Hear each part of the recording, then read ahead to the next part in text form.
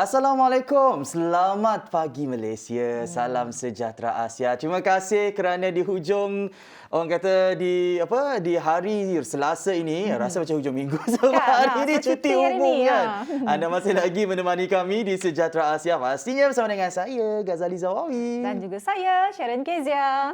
Dan hari ini Sharon 19 Oktober 2021 bersamaan dengan 12 Rabiul Awal 1443 Hijriah. Kalau 12 Rabiul Awal kan ikut kalender Islam sinonim dengan sambutan Maulidur Rasul. Sebabnya hari ini kita bawakan topik yang sangat bersesuaian iaitu sambutan Maulidur Rasul 1443 Hijriah. Pastinya bersama dengan tetamu kita Sharon, Sahibul Fadilah Ustaz Haji Mual bin Haji Suad, Pengarah Jabatan Mufti Negeri Sarawak. Jadi saya kira kan Gaz, biasa kan Gaz kalau kita tengok sebelum ni ada perarakan. Betul. Tapi tahun ni tidak ada perarakan kerana norma baru. Macam Gaz sendiri adakah merindui saat-saat seperti itu? Sangat merindui suasana perarakan tu. Kalau pagi-pagi macam ni memang meriah dengan maulud, dengan salawat. Tapi tak apa, sebab itu kita akan bersama dengan tetamu kita pada hari ini. Kita nak tanya beliau Sharon, bagaimana pendekatan pengimarahan bersempena dengan sambutan Maulidur Rasul ini. Tapi itu untuk blok yang kedua lah. Sebab blok yang pertama, apa kata terus saja kami bawakan kepada anda tumpuan utama yang perlu jadi fokus anda hari ini. Tapi sebelum tu sabar jap. Nak pesan dekat mereka yang sedang menonton kita kerana selain kami bersiaran langsung di Kaca TV menerusi TVS saluran 122 Astro dan MyTV juga di laman sosial di mana Sharon? Di FB Sejahtera Asia. Jadi anda boleh meriahkan komen-komen dengan meriahkan FB kami dengan komen-komen yang berbina. Mungkin kalau anda ada sedikit kritikan pun kami tetap menerimanya dengan hati yang terbuka Gaz.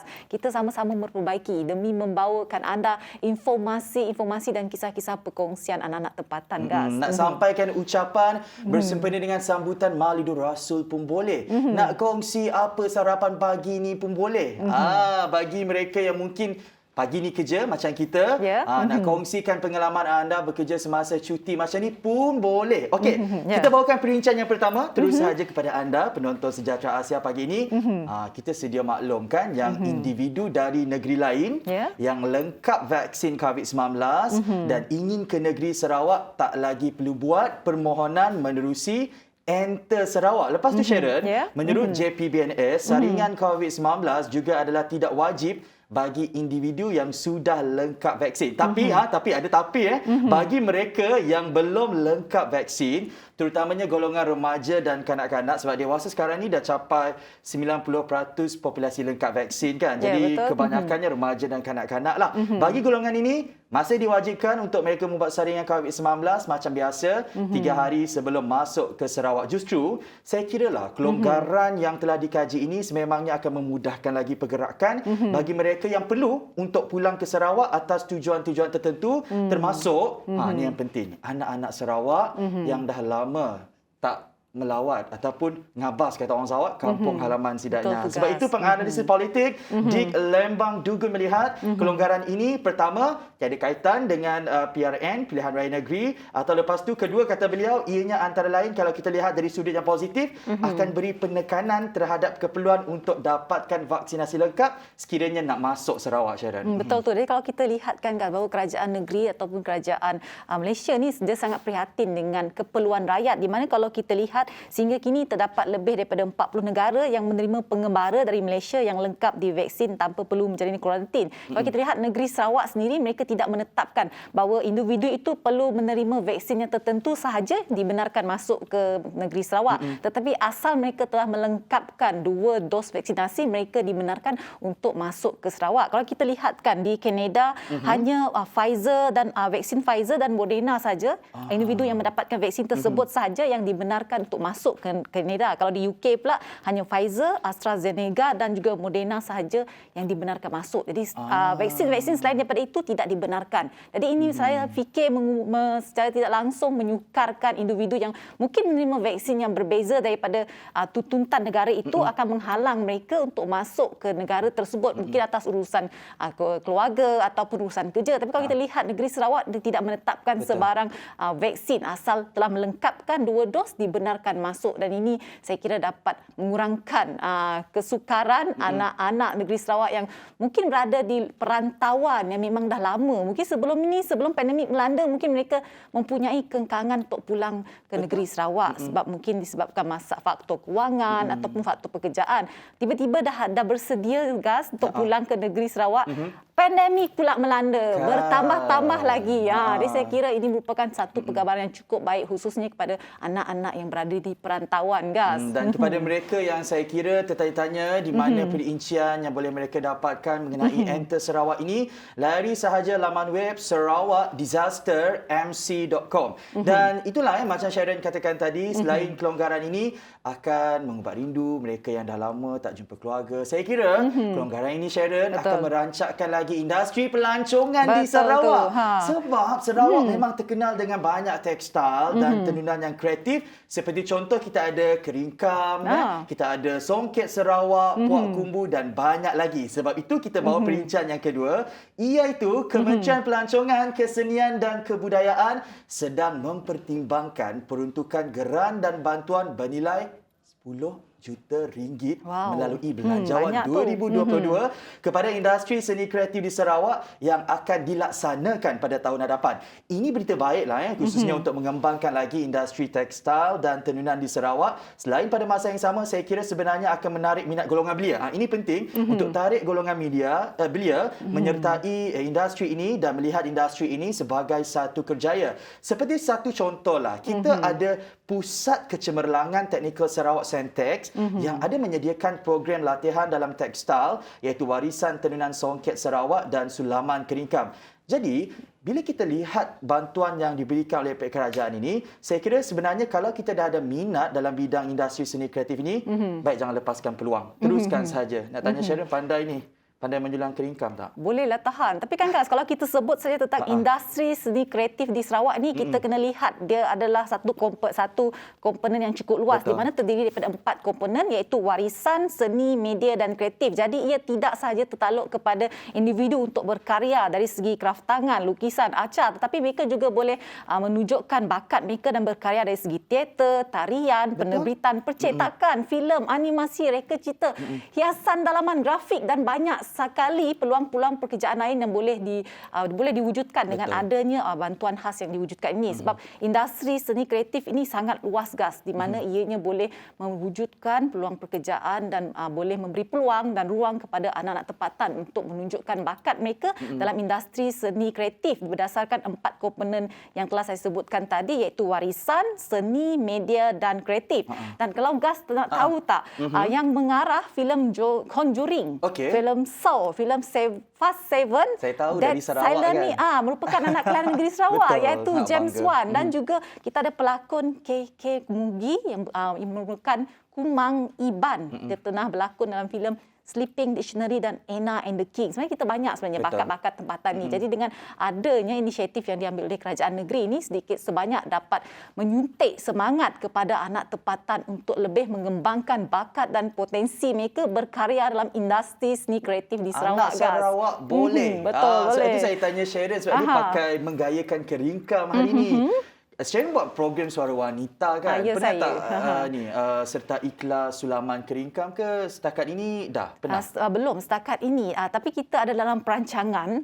Setakat ini belum. Tapi dalam perancangan kita akan mengetengahkan bakat-bakat anak-anak tempatan ini dalam menenun. Sebab kita tengok seperti yang kita sedia maklum bahawa Sarawak ini terdiri daripada 27 etnik. Tapi dalam 27 etnik ini mereka mempunyai seni warisan yang unik dan tersendiri. Jadi setiap hasil kraftangan, setiap hasil daripada sulaman, tenunan mereka membawa identiti etnik tersebut, yang gas. tersendiri. Itu yang memang kita tak boleh dapat daripada negara kumbu. lain. Kita ada songket Sarawak. Ada banyak sebenarnya. Kalau keringkam sendirilah, saya tahu dia ada teknik benang tapok. Maksudnya, kalau kita balik sebelah, balik sebelah lagi, dia tak nampak ada benang yang orang kata kat belakang tu kan. Dan kepada mereka yang pandai untuk menyulam keringkam ni, jangan pandang sebelah mata tau. Harga keringkam boleh mencecah puluhan ribu ringgit. Betul. Yang pakai tu berapa puluh ribu tu? Ini dirahsiakan. Tidak boleh diberitahu. Okey. Sebab itu berbalik kepada bantuan ini tadilah kepada penggiat industri seni kreatif ini, saya kira ia akan memberi nafas lega. Terutamanya kepada pemain industri kreatif yang lama dah terkesan akibat pandemik COVID-19.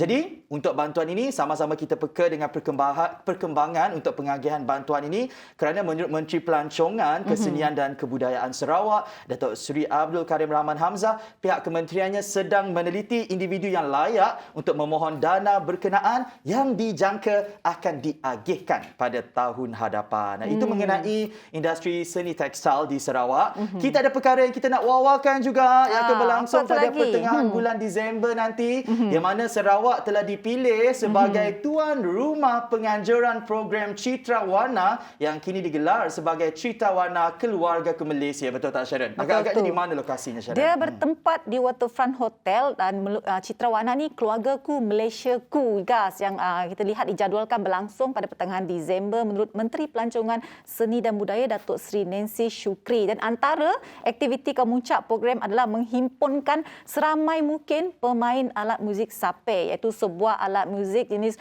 kordofon yang berasal dari kaum orang Ulu. Betul. Jadi kalau kita lihatkan, guys, Rainforest World Music Festival pada tahun 2019 berjaya kita memukau pengunjung sebanyak 23,650 orang pengunjung. Mereka kita lihat anak-anak seni dari negara seperti Mongolia, daripada India, daripada Indonesia, France dan lain-lain lagi dah sanggup datang ke Sarawak semata-mata untuk melakukan persembahan. Dan kalau kita lihatkan, guys, bahawa alat muzik sape ini merupakan warisan budaya yang jika tidak disemai di peringkat yang awal, khususnya dalam kalangan anak-anak muda, anak-anak muda ni, maka warisan ini mungkin boleh pupus. Sebab kalau kita tengok trend terkini, bukan kita nak menuduh lah, tapi kita lihat ramai generasi muda ni lebih berminati muzik genre yang moden. Jadi kalau pemain sape ni saya rasa boleh kira lah berapa ramai saja yang daripada suku kaum itu sendiri tidak ramai yang mahir bermain sape, guys. Sebab itu saya kira kalau muzik tradisional sape ni kan dia boleh dikontemporarikan. Maksudnya kita selitkan unsur moden juga supaya dapat tarik golongan muda.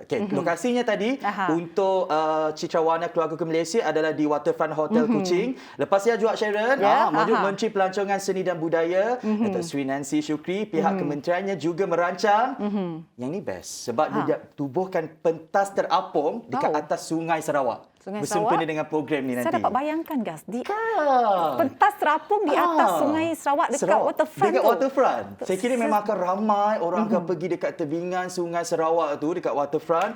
Lepas tu kalau kalau mindset dah ramai orang kan, jangan fikir lagi lah, memang book hotel yang terdekat senang. Tapi kalau perlu nak hadap jam senang berjalan kalau balik kita bilik lihat saja. daripada senario tersebut, guys, bermakna kita ada kemahiran, kita ada masyarakat kita ada kemahiran dan kepakaran untuk membina pentas terapung di atas sungai itu, guys. Jadi kalau kita tidak melihat kepada peristiwa seperti ini, kita tidak tahu bahawa rupanya ada dalam kalangan masyarakat kita yang mahir untuk melakukan pentas terapung di atas sungai dan tersebut, dia guys. akan mempengaruhi juga perkembangan dan kemajuan industri perhotelan di sekitar tu. Maksudnya kalau kita macam nak duduk bilik je lah, tak naklah pergi dekat waterfront sebab macam malas kan, tak sihat dan sebagainya, boleh tengok dekat buka tingkap, tengok keindahan pemandangan waterfront, tengok betapa meriahnya program ni nanti. Lepas tu kalau kita cakap pasal waterfront, dekat waterfront tu memang ada banyak makanan yang dijual. Betul. Kita ada keropok leko, ada kek lapis, tapi meriah-meriah juga. Jangan lupa untuk patuhi SOP. Sebab tu masa program ni nanti akan ada satu jawatan kuasa, Sharon. Jawatan kuasa khas yang digelar sebagai jawatan kuasa khas SOP yang telah pun ditubuhkan melibatkan agensi-agensi kerajaan negeri dan juga dari Putrajaya. Lama dah terasa event macam ni kan. Betul. Jadi saya kira ini merupakan salah satu event yang agak besar yang setelah lama kita tidak langsungkan, dia memberi nafas baru dan memberi peluang kepada penduduk sekitar itu untuk menjana pendapatan mereka seperti yang dikongsikan oleh GAS melalui penjualan makanan, dan juga saya kira ia adalah satu berita baik kepada peniaga-peniaga yang terletak di waterfront yang kedai-kedai itu, sebab sebelum ini pengunjung pun tak ada. Jadi kedai Betul. mereka mengalami masalah kewangan untuk beroperasi seperti biasa. Jadi ini merupakan salah satu kita boleh kata bonus lah kepada mereka. Ekosistem ini sangat penting, bantu peniaga-peniaga kecil ini untuk rancakkan semula ekonomi mereka. Betul. Dan itulah saya kira SOP jangan lupa, sebab itu kami masih bawakan kepada anda perkembangan COVID-19 secara ringkas. Kalau di Sarawak, alhamdulillah menunjukkan trend penurunan di seluruh Malaysia. Syarif, Kalau boleh kita ceritakan? lihat perincian status kini COVID di Malaysia setakat semalam, Malaysia mencatatkan kes sembuh sebanyak 8,435 kes, manakala kes baru pula sebanyak 5,434 kes, menjadikan jumlah kes kumulatif sebanyak 2,396,121 kes. Dan dalam pada itu 151 kes yang dilaporkan adalah kategori 3, 4 dan 5, manakala 5,283 kes lagi terdiri daripada kategori 1 dan 2. Dan kalau kita lihatkan gas, 5,031 kluster telah tamat, manakala jumlah kluster yang masih aktif menurun kepada 656 kluster. Dan kalau kita lihat setakat semalam, jumlah kematian akibat jangkitan COVID-19 di Malaysia meningkat kepada 27,993 orang. Taziah diucapkan kepada keluarga mangsa. Betul. Kita masih lagi belum selamat. Sekiranya semuanya tak selamat. Betul. Jadi dalam kita merancakkan lagi aktiviti ekonomi kita, jangan lupa untuk patuhi SOP. Sudah terngiang-ngiang ini. Orang kata kalau sebelum zaman COVID, adanya perarakan, sempena Maulidur Rasul. Tapi tak apa, banyak cara yang kita boleh guna pakai untuk mengimarahkan semangat Maulidur Rasul dalam diri kita. Lebih-lebih lagi di Sarawak yang terdiri daripada pelbagai kaum. Lebih daripada 27 etnik kan. Betul, Jadi selepas ini kita akan bawakan kepada anda topik sambutan Maulidur Rasul 1443 Hijrah. Tapi sebelum tu, apa kata kita rehat kejap, minum coklat panas, minum panas dan Kopi sebagainya. dulu. Minum kopi dulu, teh dulu. Jangan ke mana-mana. Pagi Selasa, Sejahtera Asia.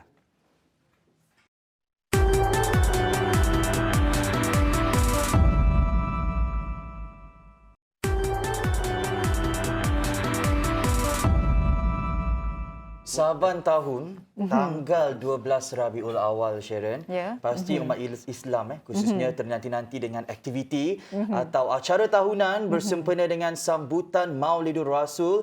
Seperti contohlah sebelum pandemik COVID-19, macam yang Sharon katakan pada blog yang pertama tadi, meriah sekali dengan acara perarakan, kita ada ceramah, forum dan sebagainya. Bagaimana pula untuk tahun ini? Apa pendekatan yang boleh kita ambil? Sebab kalau kita lihat kelonggaran sedikit demi sedikit telah dibuka. Sebab itu, kita nak sapa dulu tetamu kita di set Sejahtera Asia pada pagi ini untuk membincangkan topik sambutan Maulidur Rasul 1443 Hijriah. Kita bersama dengan Sahibul Fadilah Ustaz Haji Mual bin Haji Suad, Pengarah Jabatan Mufti Negeri Sarawak. Assalamualaikum. Selamat pagi Ustaz. Waalaikumsalam warahmatullahi wabarakatuh. Selamat pagi. Salam Sarawakku sayang.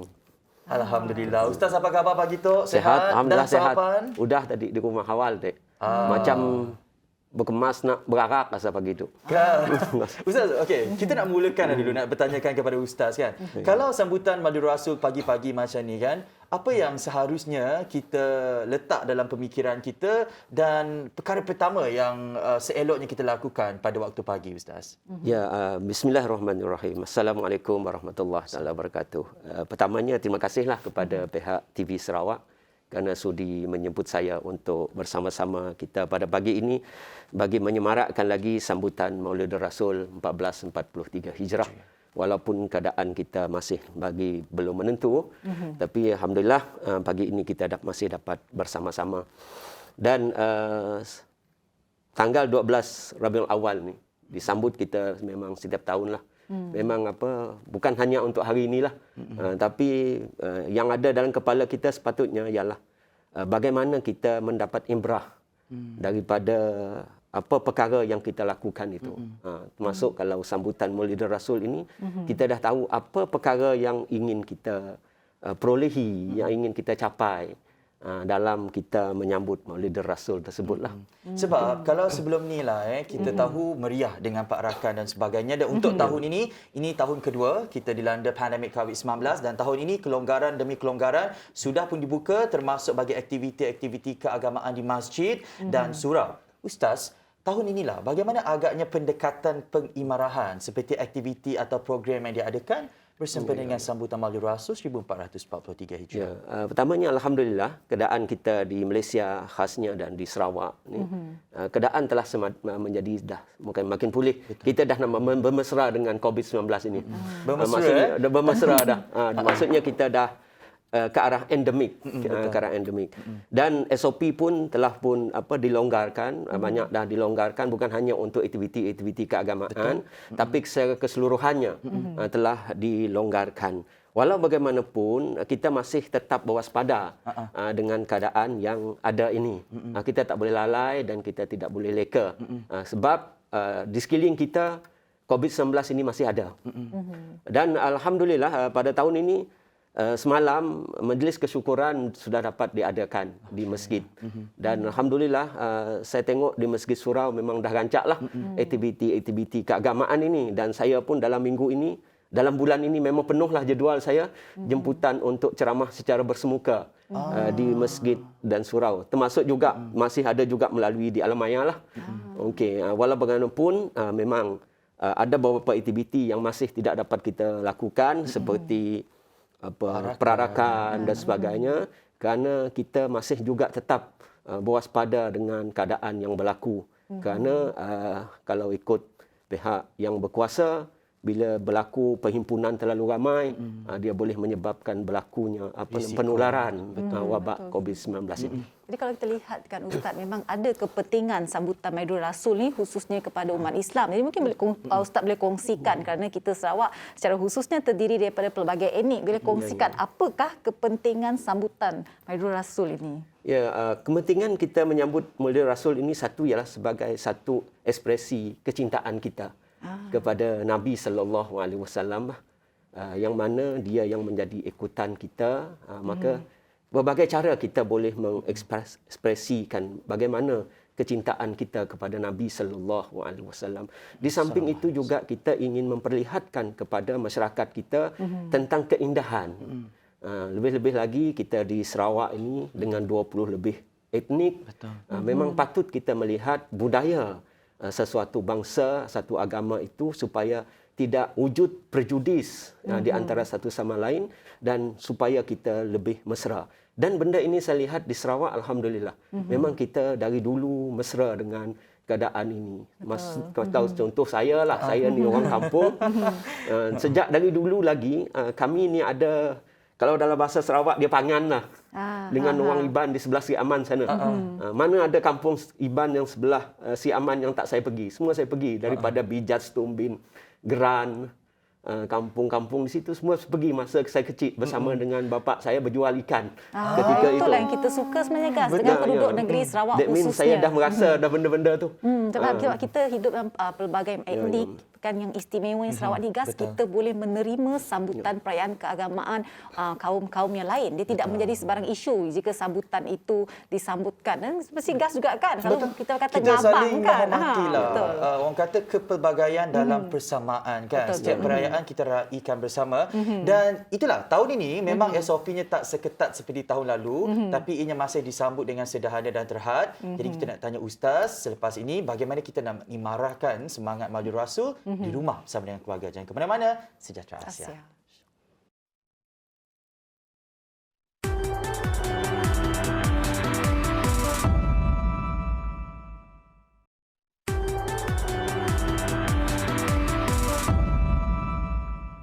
Kembali lagi dalam Sejahtera Saya pada pagi ini, kita membicarakan topik bersempena dengan sambutan Maulidur Rasul 1443 Hijrah. Ya, memang tahun kedua ini kelonggaran demi kelonggaran telah pun dibuka, namun sambutan tetap diadakan secara terhad dan sederhana. Kalau di rumah bersama dengan keluarga Ustaz, bagaimana kita boleh mengimarahkan semangat Maulidur Rasul ini? Dalam erti kita lain, antara perkara yang boleh kita lakukan. Ya, untuk kita menyemarakkan Maulidur Rasul ini ada satu kaedah dalam fiqh lah. Kaedah fiqh yang relevan, saya baca sikitlah dia punya kaedah ni. Dia kata apa? Ma la yudraku kulluh la yutraku kulluh. Maksudnya kalau kita tak dapat buat semua, jangan tinggal semua. Maksudnya. Maknanya sebelum ini kita buat dalam suasana yang begitu meriah, apa aja perkara kan kita buat dalam bentuk yang begitu meriah. Tapi bila kita dalam keadaan darurat sebegini, keadaan musibah, kita boleh adakan dalam yang kecil-kecil. Yang penting objektif tercapai. Betul. Yang penting objektif itu tercapai. Dan sebagai contohlah, kalau dulu kita ada pertandingan spanduk contohlah dulu. Secara kita buat dalam di kain, buat ni secara fizikal lah. Tapi pada tahun ini pihak menganjur buat secara di alam maya. Maksudnya pertandingan spanduk digital. Betul. Dia masih juga dapat dijalankan. Bahkan dari satu segi positifnya, masyarakat kita mesra dengan teknologi. Mau tak mau kita belajar. Macam sekarang kan dulu saya tak berapa minat dengan di alam maya ni, Zoom dan sebagainya. Tapi slightly sejak COVID ni, minat dengan Facebook, minat dengan ini. Sebab itu je cara kita boleh berkomunikasi. Betul. Sebab kita ni manusia yang perlu berinteraksi. Kita tak boleh hidup seorang. Jadi dengan itu kita boleh memperbagaikan. Begitu juga di dalam ada semua segi kehidupan lah, baik di rumah tangga dan sebagainya, kita boleh menyemarakkannya. Sebab kalau kita lihat Rasulullah sallallahu alaihi wasallam, dia bukan hanya secara bercakap, Betul. tetapi dia lebih kepada menunjuk contoh teladan. Dengan kita menunjuk contoh teladan yang baik itu, insya-Allah orang akan terpengaruh dengan apa yang kita lakukan. Betul. Saya kira selain kita buat tazkirah hayatus sahabah di rumah, juga penting untuk kita memanfaatkan platform teknologi. Dan untuk pengetahuan penonton, Yayasan Dakwah Islamiah Malaysia YADIM buat julung kalinya ada menganjurkan program tazkirah 24 jam tanpa henti mengenai sirah nabawiyah Nabi Muhammad sallallahu alaihi wasallam bermula jam 9 malam semalam hingga 11 malam ini. Dan dengan Sharon, program ini bakal mencatat sejarah dalam Malaysia Book of Records sebagai siaran langsung diskusi Islamik tanpa henti yang paling lama pernah disiarkan. Jadi kepada anda yang nak tonton program ini, boleh tonton melalui Facebook Live di laman Facebook rasmi YADIM. Baik, kalau setiap tahun bersempena dengan sambutan Maulid Rasul, kita pasti tak sabar nak ketahui siapakah yang akan menerima anugerah atau menjadi tokoh Maulid Rasul. Kita nak tanya Ustaz lah, kriteria yang agak-agaknya diperlukan untuk menjadi seorang tokoh Maulid Rasul, Ustaz. Ya, saya rasa pihak yang menganjur anugerah ini, mereka telah mengkaji apakah dia punya kriteria-kriteria yang penting. Contoh kalau kita di Sarawak ini, Majlis Islam Sarawak lah yang menganjurkan anugerah tokoh, sama ada Mal Hijrah ke, sama ada tokoh Maulid Rasul, dan mereka telah melihat dari segi bukan sahaja batang tubuh itu, tetapi dia melihat apa yang dilakukan oleh seorang yang akan dianugerahkan tersebut, terutama dalam memberi impak. Impak dalam memberi keharmonian dan kesejahteraan. Dalam konteks kita di Sarawak, sebagaimana yang telah disebut tadi, kan kita berbilang kaum. Jadi impak dia kena melihat dari segi kesejahteraan. Dan tanggungjawab yang dilakukan itu pastinya satu tanggungjawab yang besar. Dan tanggungjawab tersebut merupakan tanggungjawab yang dilakukan dengan penuh kreatif, inovatif. Maksudnya ada wow factor. Betul. Dan saya juga pernah terlibat dalam beberapa pemilihan dan kita melihat apa wow factor. Kerana anugerah ini bukan hanya diberi kepada orang Islam, tetapi juga diberi kepada non-Muslim. Dan kita melihat apa sumbangan yang dia berikan, terutama dalam melihat dari segi yang mengajak kepada keharmonian, kesejahteraan dan tidak wujud unsur-unsur negatif. Maksudnya anugerah ini kriterianya terbuka juga kepada non-Muslim Ya, sebenarnya. terbuka juga kepada non-Muslim. Dan tema sambutan Maulid Rasul pada tahun ini adalah Manhaj Rabbani Ummah Berkualiti, yang mana ini memperkukuhkan lagi nilai Rabbani dalam mendepani apa jua situasi yang mencabar, situasi yang getir dan sukar. Mencontohi akhlak Rasulullah sallallahu alaihi wasallam dalam aspek pentadbiran, baginda sentiasa mengamalkan sikap terbuka dan mengamalkan konsep syura. Jadi Ustaz, melihat kepada konteks kita pada hari ini, apa yang kita boleh rujuk kepada kepribadian baginda Rasulullah sallallahu alaihi wasallam sebagai kita keluarga Malaysia supaya kita boleh mendepani apa jua cabaran pada masa akan datang, Ustaz? Kalau kita lihat dari segi tema lah, manhaj ini maksudnya jalan ketuhanan. Kita melihat sesuatu itu bukan hanya melalui pandangan mata. Sebab pembuktian ini bukan hanya boleh dibukti dengan mata sahaja. Contohnya fatamorgana kan. Bila kita berjalan di atas landas di jalan raya, kita tengah kehausan, kita tengok macam ada air. di sana tu. Dan bila kita pergi, rupa-rupa tak ada kan. That mean pandangan mata tu kadang-kadang menipu. That's why kita perlu kembali kepada manhaj Rabbani. Maksudnya dari segi ketuhanan. Keyakinan kita kepada Allah Subhanahu Wa Taala.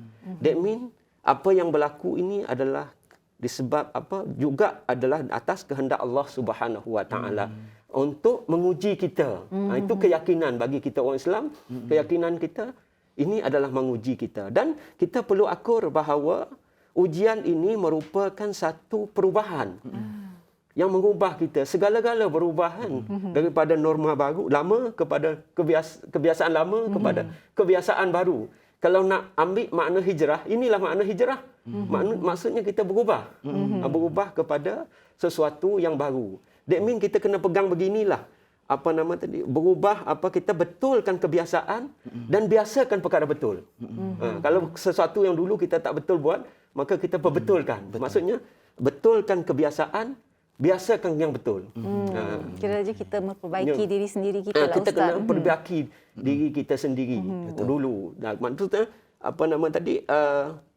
perubahan ini juga adalah atas kehendak Allah Subhanahu Wa Taala kepada kita. Sebab itu dalam hal ini kita perlu melihat bagaimana Rasulullah sallallahu alaihi wasallam dulu berhadapan dengan sesuatu keadaan musibah. Contohnya kan memang ada contoh berlaku zaman Nabi sallallahu alaihi wasallam pun berlaku musibah. Kalau kita tengok sejarah, kebanyakannya sejarah Nabi berlaku musibah. Tak ada yang tak berlaku musibah. Semua ada musibah. Zaman Nabi Musa, Nabi Isa alaihissalam pun berlaku musibah, kan? Tetapi mereka hadapi itu selain daripada berusaha berdoa, mereka juga berusaha dan berdoa kepada Allah Subhanahu Wa Taala. Jadi kita sebagai manusia tu kan Ustaz, kita tidak boleh lari daripada dugaan yang kita hadapi dalam hidup. Memang kita tak boleh lari ke sebenarnya. Dan saya kira itulah kepribadian baginda dilanda, diasak dengan ujian tapi tak mempengaruhi nilai moral baginda sentiasa tinggi, dan itu patut kita contohi, yang mana tawaduk juga dalam kita nak menyampaikan perkhidmatan kita. Selepas ini kita nak tanya Ustaz, macam mana kita nak contohi kepribadian baginda Rasulullah sallallahu alaihi wasallam yang tawaduk dalam menyampaikan perkhidmatan dalam kepimpinan beliau, boleh kita contohi untuk konteks semasa hari ini. Jangan ke mana-mana, Sejahtera Asia Pagi Selasa sempena Maulidur Rasul.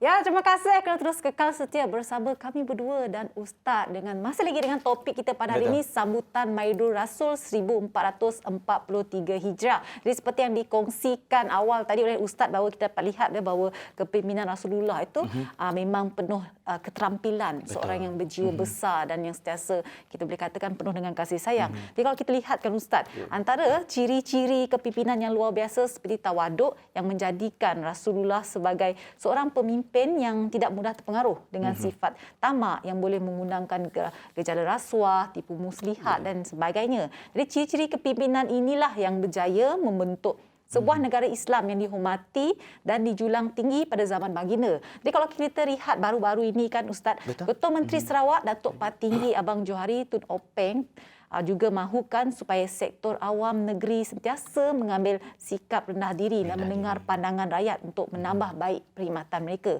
Pada pandangan Ustaz sendirilah, apakah pentingnya untuk kita mengamalkan sifat terbuka ini, rendah diri dan juga tawaduk dalam menyampaikan perkhidmatan yang lebih cekap dan efisien? Soal kepimpinan merupakan soal yang amat penting di dalam Islam. Dan banyak hadis-hadis ataupun ayat Quran yang menceritakan tentang kepimpinan. Contohnya dalam surah Al-Baqarah itu, ketika Allah Subhanahu Wa Taala hendak menjadikan manusia ini, wa iz qala rabbuka lil malaikati inni ja'ilun fil ardi khalifah, ketika mana Allah hendak menjadikan khalifah di muka bumi ini. Dan waktu amanah itu hendak diberi oleh Tuhan kepada manusia, kepada alam ini, Tuhan tanya dulu kepada makhluk yang lain. Tetapi lepas itu barulah diberi kepada manusia. Dan manusia sanggup memikul amanah. Sebab sesuai dengan keadaan kita yang memang dicipta untuk menduduki dan mengimarahkan muka bumi ini. Dan kepimpinan itu perlu dilihat, kalau istilah khalifah itu tadi dari satu segi, dan dari satu segi disebut sebagai imamah. ketika mana Tuhan beritahu kepada Nabi Ibrahim, inni ja'iluka linnasi imama. Aku nak menjadikan kamu sebagai pemimpin kepada manusia. That mean kita tak boleh lari daripada kepimpinan. Walaupun dalam rumah contoh kan, suami tetap jadi pemimpin, isteri jadi pembantu. Tak bolehlah anak-anak memimpin kita kan. Dalam salat pun ada imam. That mean kepimpinan ini amat penting. Dan bila diambil daripada istilah khalifah itu sendiri, dia mengandungi 3 makna. Maksudnya tadi kepimpinan secara menegak, secara dalaman dan secara melintang. Maksud menegak tu kita kena jaga dulu hubungan kita dengan Allah Subhanahu Wa Taala, dengan Tuhan yang mencipta kita. Baru kita tahu tentang apa yang perlu, apa yang tak perlu kita buat. Yang kedua ialah hubungan dalaman. Hubungan dalaman itu kita sendiri. Sebab itu ada disebut sebagai man arafa nafsah arafa rabbah. Siapa kenal diri dia, maka dia kenal kepada Tuhan dia. Baru dia tak sombong. Dia tak merasa bahawa dia yang paling besar. That means kita tahu bahawa kita walau macam mana pun kita ada makhluk, masih ada Tuhan di atas kita. And then yang ketiga, hubungan melintang. Hubungan melintang ni maksudnya hubungan kita sesama manusia. Hubungan kita dengan makhluk dan hubungan kita dengan perkara-perkara yang lain. Ketiga-tiga hubungan ini mesti dijaga. Kalau kita hanya menjaga hubungan dalaman kita, kita tak jaga hubungan kita dengan pencipta, dan kita tak jaga hubungan kita orang lain, so itulah kadang-kadang kepimpinan itu menjadi kucak-kacir.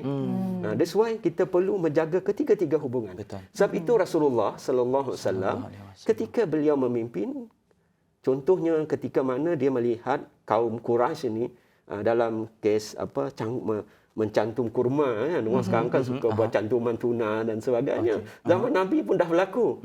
Maka Nabi kata dia tak akan menjadi kalau begitu dan begini. Itu kata Nabi.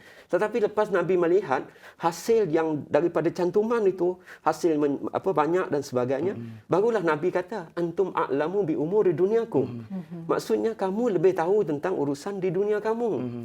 That mean urusan-urusan keduniaan Nabi tak bertindak sendiri. Nabi mohon minta juga pendapat daripada orang lain. Bersifat contohnya dalam peperangan Khandaq, ketika mana orang Quraisy hendak menyerang Madinah.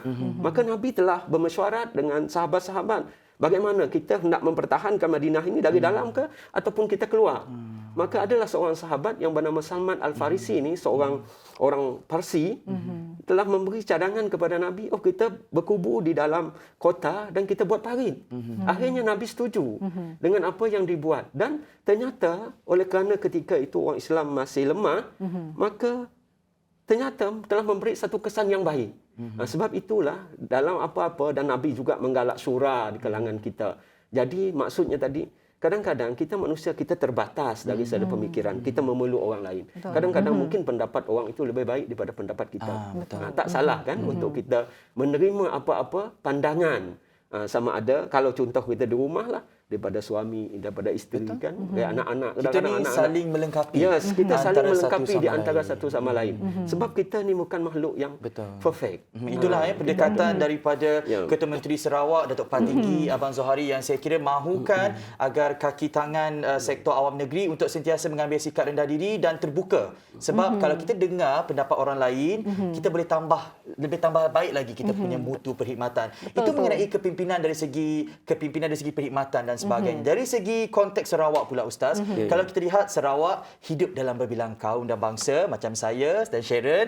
Saya Melayu, Sharon pula kaum apa? Saya India mix Bidayuh, guys. Tapi setiap perayaan kita sentiasa raikan bersama. Selain daripada Unit 4, iaitu unit hal ehwal agama-agama lain, kalau kita lihat di Miri, ada satu Masjid Al-Naim dan Gereja Shepherd. Maksudnya Ustaz, kalau sebelah-sebelah, maksudnya kalau hari Jumaat, Gereja Shepherd akan buka parking untuk Masjid Al-Naim. Hari Ahad, Masjid Al-Naim pula buka parking untuk penganut Kristian melakukan aktiviti mereka di Gereja Shepherd. Jadi melihat kepada konteks kepelbagaian ini Ustaz, bagaimana kita boleh mencontohi kepimpinan Rasulullah sallallahu alaihi wasallam dalam kita menyemarakkan lagi serta memantapkan lagi perpaduan yang sedia ada di bumi Kinalang.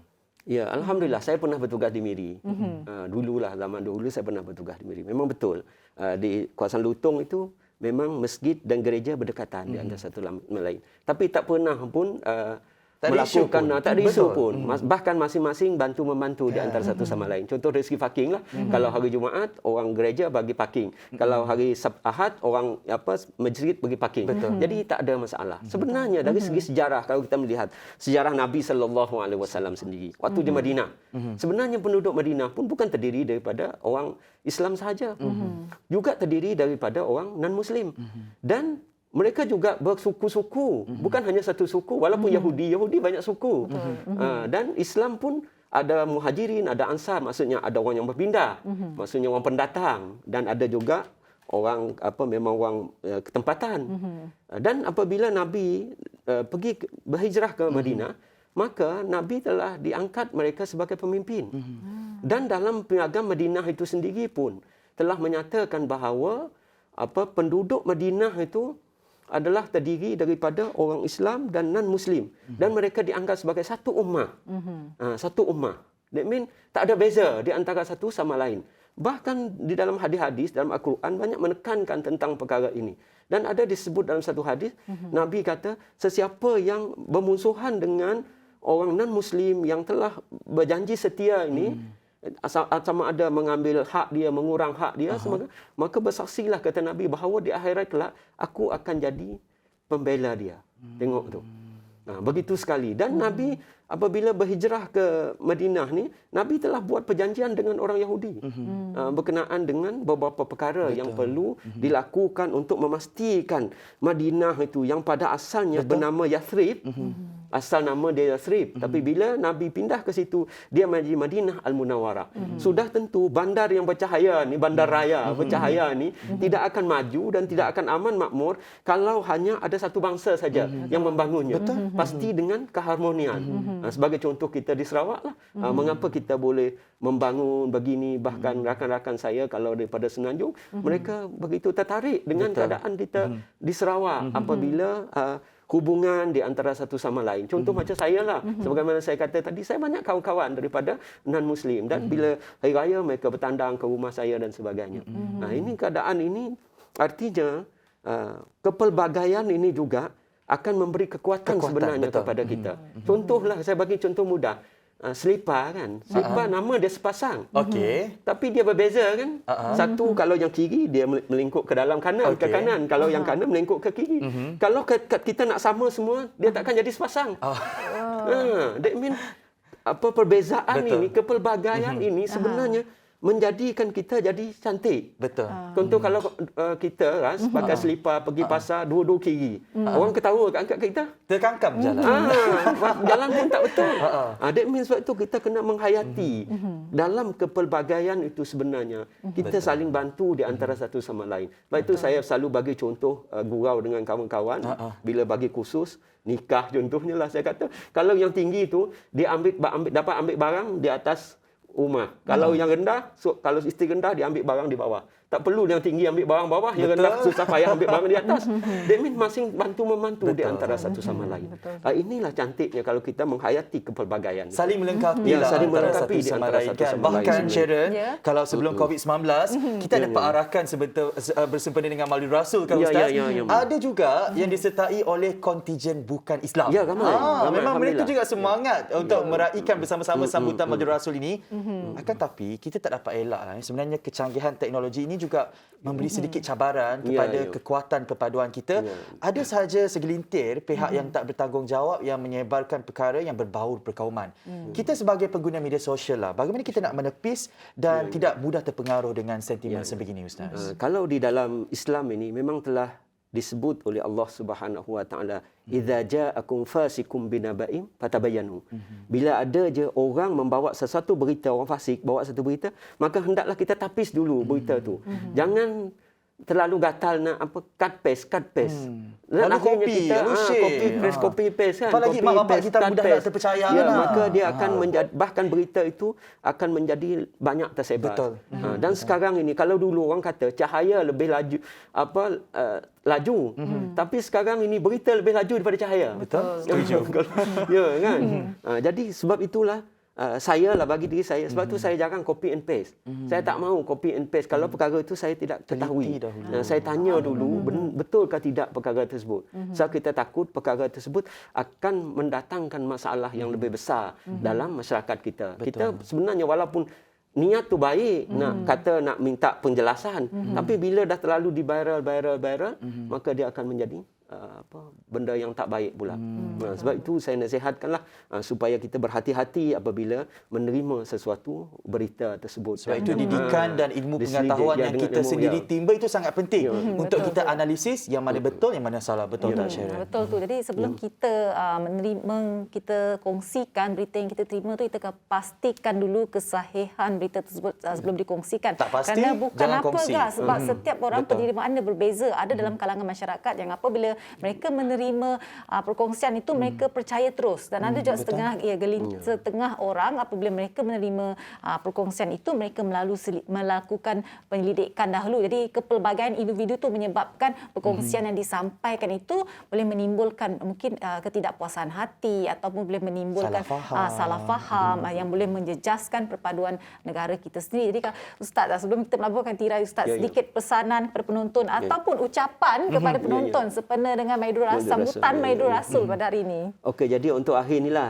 saya ingin bawa satu firman Allah Subhanahu wa taala di dalam Al-Quran. Bismillahirrahmanirrahim. Qul in kuntum tuhibbunallaha fattabi'uni yuhibbukumullah. Maksudnya ialah jika sekiranya, katakanlah wahai Muhammad, jika sekiranya kamu mengasihi Allah, mencintai Allah, ikutlah aku. Yuhibbukumullah. Maka Allah akan mencintai kamu. Jadi syarat untuk kita mendapat kecintaan Allah Subhanahu wa taala itu, hendaklah kita mengikut Nabi sallallahu alaihi wasallam. Lagipun ketaatan kita kepada pemimpin itu, atiullah wa atiur rasul wa ulil amri minkum. Taatlah kamu kepada Allah, taatlah kamu kepada Rasul dan pemimpin di kalangan kamu. Maksud ketaatan kepada pemimpin ini ialah apa-apa yang baik yang diperintah oleh pemimpin kepada kita. Dalam situasi sekarang lah, pandemik ni, SOP itu kan telah dilakukan oleh pemerintah, dibuat dengan teliti untuk memastikan, dan kita melihat kejayaannya. Bagaimana kita berjaya menghalang penularan wabak COVID-19 ini.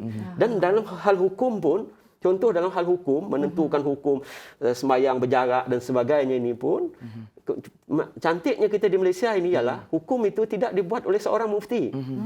Tapi daripada kepelbagaian. Sebab kita ada satu yang disebut, kalau di Sarawak disebut sebagai Lembaga Fatwa Negeri Sarawak.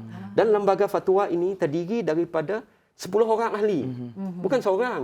Dan mereka berbincang untuk menentukan sama ada diterima. Sebab dalam Islam ini kan kita ada pelbagai mazhab, ada pelbagai hukum, maka yang mana yang lebih baik kita ambil. Contohnya tadi dalam penerimaan vaksin contohnya lah. Sebab itu saya sarankan supaya kita ni dapat semua kalau boleh mengambil vaksin sebagai satu ikhtiar dan usaha. Kalau kita lihat sejarah Nabi pun berusaha berikhtiar. Contoh Nabi Musa waktu dikejar oleh Firaun tu di depan laut, di belakang tentera Firaun. Jadi Nabi sallallahu alaihi wasallam berdoa kepada Allah dan Tuhan kata pukul idrib bi asakal bahar. Pukullah laut itu. Kalau kita tengok kekuasaan kita, dapatkah Nabi Musa nak pukul laut suruh terbelah dua kan? Tak boleh. Dengan kekuatan, tapi Tuhan suruh juga. Sebab itu menandakan bahawa kita perlu berusaha dalam melakukan sesuatu perkara. Betul. Manhaj Rabbani, ini ummah maksudnya berkualiti. Kita kena sentiasa orang kata mencontohi kepribadian baginda Rasulullah sallallahu alaihi wasallam, yang mana kita sentiasa mencontohi perkara teladan yang baik. Baginda diasak dengan pelbagai ujian namun tak menjejaskan nilai moral tinggi beliau.